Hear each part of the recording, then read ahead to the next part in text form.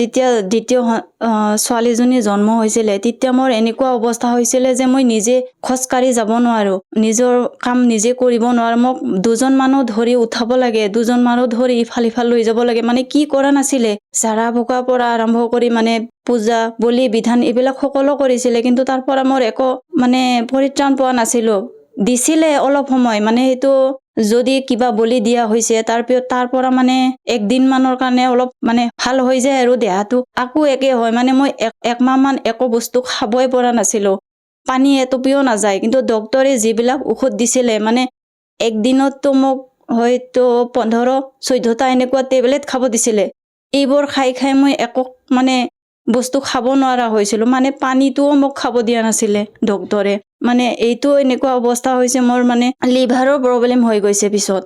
ঔষধবিলাক খাওঁতে খাওঁতে লিভাৰৰ প্ৰব্লেম হৈ যোৱাৰ পিছত মানে মোৰ পেটটো ফুলি আহিছিলে, হাত ভৰিবিলাকো ফুলি আহিছিলে।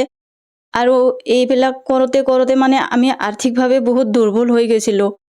তেতিয়া মই যেতিয়া দীক্ষা লোৱা নাছিলোঁ, আমাৰ মানে স্বামীয়ে দীক্ষা লৈছিলে।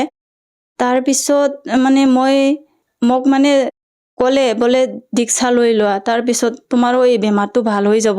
তাৰপিছত ময়ো লৈ ল'লোঁ। লোৱাৰ পিছত মই যেতিয়া 6 মাহ মান হ'ল, তাৰপিছৰ পৰা মোৰ মানে স্বাস্থ্যটো দিনক দিনে ভাল হৈ আহিছে। এতিয়া মই মানুহৰ দৰে দেখিব হৈছোঁ। আগতে মানে মই এনেকুৱা আছিলোঁ, মোক দেখিলে মানুহে ভয় খোৱাৰ নিচিনা হৈছিলে। মানুহবোৰে মোক ভাবিছিলে মই মৰিম আৰু। সেইটোৰ কাৰণে মোৰ আত্মীয় কুটুমবিলাকে মোক মানে চাব আহিছিলে। মানে তাই আৰু কেইদিননো থাকিব, এনেকে মানে মোক চাব আহিছিলে।